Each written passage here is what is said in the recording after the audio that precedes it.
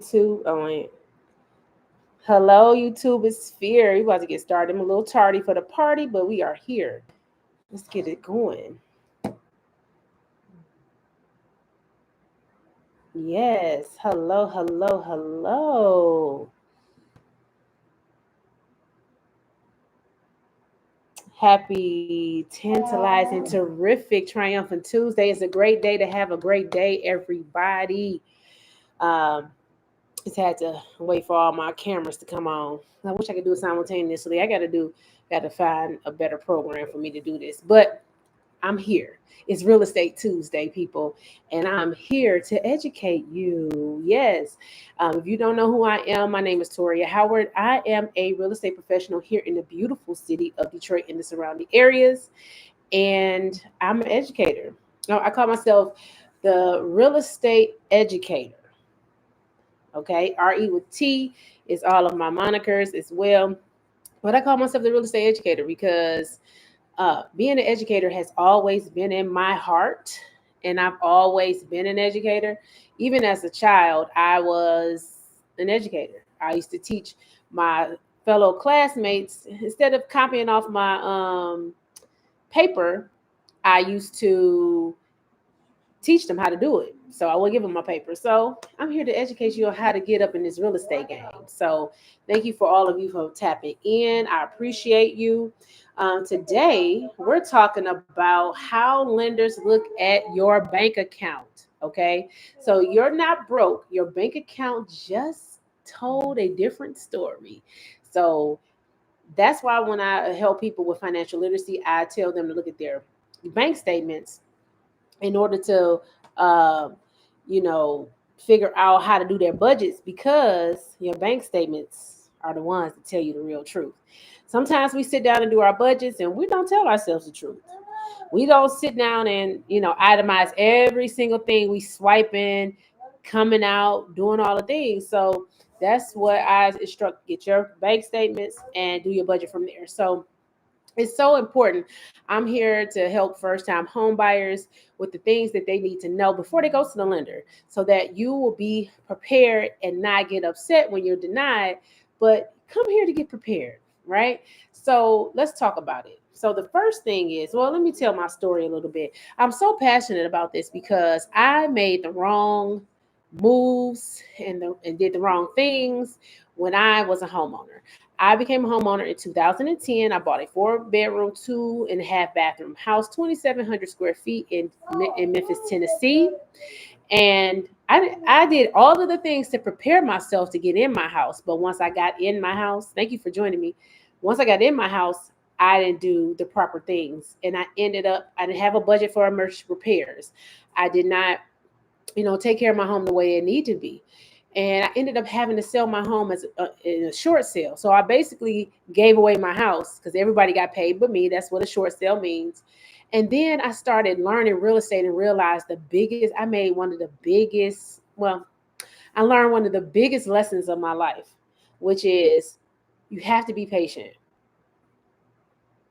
with real estate and with all aspects of your life, right?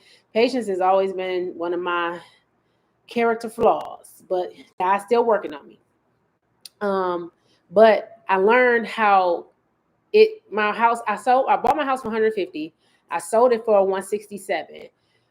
During the next year, COVID happened. My house jumped from 167 to 225. Then here come the next year. It went from 225 to 275 in 2021. 2022, it went to 300. 2023, it was $350,000. The house was worth. And I kicked myself so many times, like, why did I do that? Because at that time, by the time that happened, I'd have been able to have at least $200,000 once I sold it and moved back to Detroit. So I'm passionate about this because I want people to learn from the money lessons that I learned. Okay. So that's the reason why. So let's talk about it. First and foremost, I've been talking to a lot of people, and some people don't even have bank accounts. You got to have a bank account in order to buy a home. So I'm talking to people, first-time home buyers, on what you need. First thing you need is a bank account.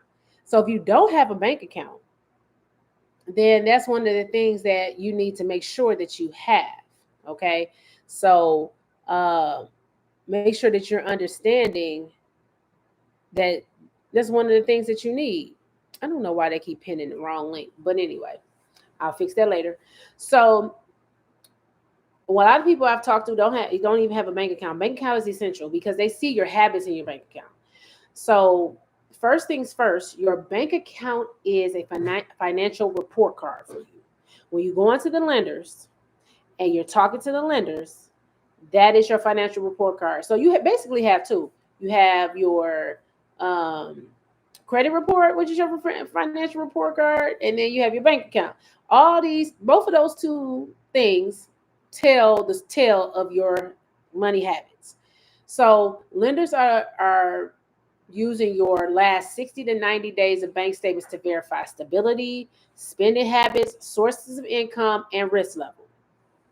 So if your statements are inconsistent, they raise red flags. So you got to make sure that things are consistent. So for example, if you get a $5,000 grant deposited on the 15th and by the 25th you've withdrawn most of it on shopping, DoorDash and Cash App transfers, that's a red flag for responsible money management. Just understand, a whole lot of deposits and a whole lot, like you have a great, you have a lot of deposits, but if the withdrawals, okay, if the withdrawals is more than the deposits, that becomes a problem, becomes a red flag. The second thing is deposits must be traceable, right? So random cash deposits can delay underwriting because they got to figure out where this money is coming from. And then lenders want a paper trail. So grants, W-2 income, payroll, assisted programs, child support, alimony, all of that has a paper trail. Tax income, income tax refunds, things of that nature. All of that has a paper trail. But if you just having random cash deposits, that's a red flag. So a buyer receives $7,500. So I would say, for example, a buyer receives $7,500 from Michigan First Time Home Buyer Assistance Program because it was wired directly and matched the award letter. The underwriter cleared it quickly. So that's the thing. It has to match. Excuse me. It has to make sense. It has to have a paper trail. It has to come from some source. So having these random cash deposits might send up a red flag. You might have to write letters to tell the lender as far as where this money is coming from, and you don't want to have these discussions. The third thing is avoid Cash App overload and Zelle ping pongs. Okay, so multiple peer-to-peer payments can confuse underwriters. Like, why are you transferring so much money? They want to know, is this borrowed money, a loan, or business revenue? So you're going to have to answer a lot of questions. And if you don't like answering a lot of questions, make sure that your finances are in order. Okay, so make sure that you're not randomly just depositing things and having people send you things on random. So for example, a buyer used their business Cash App to transfer money to their account. The lender flagged it because it's undocumented income and requested tax returns. So you don't want to have things where they have to question and you have to come up with extra documentation. That's the point. Make sure that your finances are on the up and up. So the fourth thing is layered grants, right? That's the question. Yes, but you have to clean it up.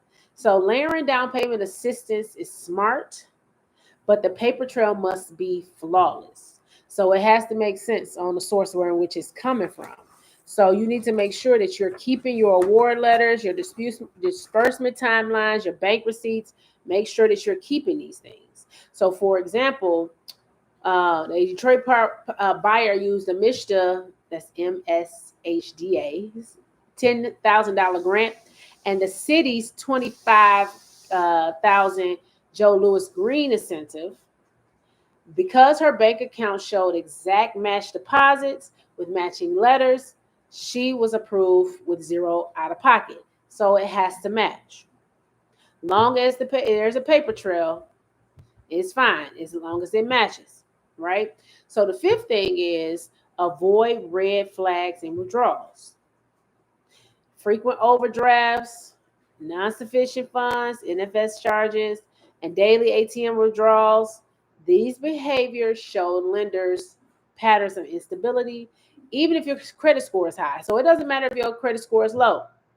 If you show patterns of money, instability, that's a red flag. So you need to make sure that you are, being on the up and up with, frequent overdrafts, insufficient funds, and withdrawing, constantly.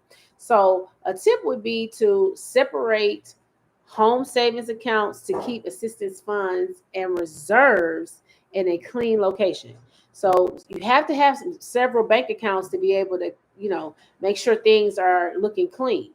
Make sure you having deposits go, if it's something that you're saving for your home, that go to a separate savings. Hopefully you can get it direct deposited from your employer, or if you are self-employed, just make sure that, you just know that this is business revenue that's getting transferred for savings. Make sure you're documenting everything. So I just wanted to let you know. So let's recap. Your bank account is one of your report cards that they're going to look at, because you have your bank account. Sometimes they ask for credit card statements. You have your tax returns and your credit report. All of those things are reports on you and your habits and your spending and all of the things that you're doing. So you don't want to show signs of instability, overspending, income coming in from places it is not recognized. There's no paper trail. You want to stay away from that. You want to make sure that you have if you get awarded grants for your first time home buyer assistance, that you keep the letters, if it's an email, if it's a letter, you keep these things and make sure that you are staying on top of it.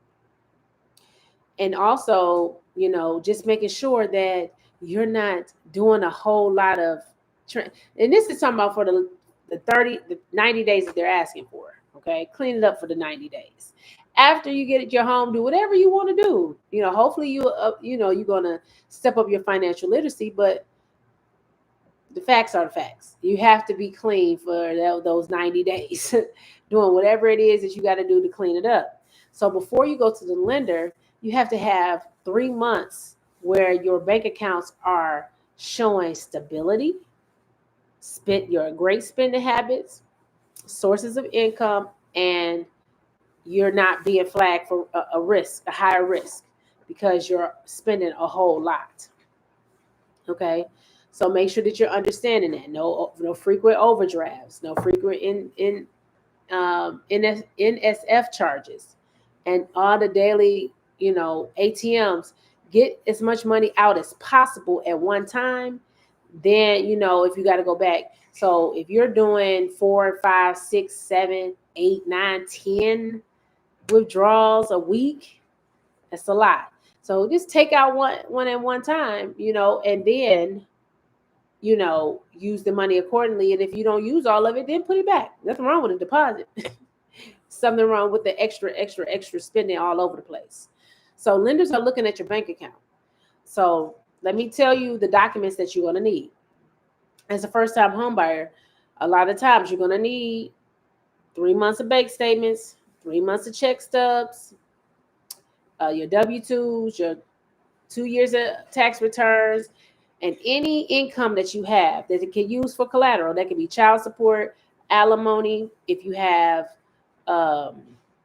stocks and IRAs and life insurance. All of that is collateralized. Okay. All of that is collateralized. So make sure that you are doing your due diligence and making sure that you are telling the lender everything up front.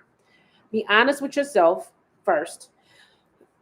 Excuse me. Be honest with your realtor, and be honest with your lender, because if you try to hide anything, they're going to find it. The underwriters are like the FBI, CIA when it comes to money, and they're going to find it. So make sure that you are doing your best to keep it clean. That's it for me today. All right. So tune in next Tuesday for Real Estate Tuesday. I love being here. Next week I'll be talking about something on home ownership. Well, talking to homeowners. My talk will be on homeowners.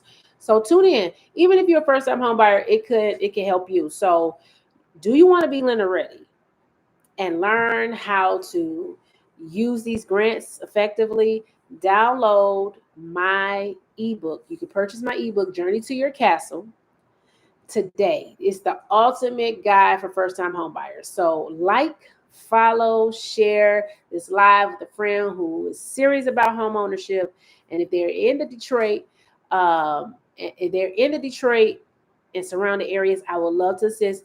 Even if you're not in Detroit and surrounding areas, I can assist you in other places because I know real estate agents all across this country, lenders all across the country, because I network a lot. So with that being said, I bid you adieu. Everybody have an amazingly beautiful, blessed day. Look out for the home that I'm going to post later. So let me know what you think. Have an amazing day.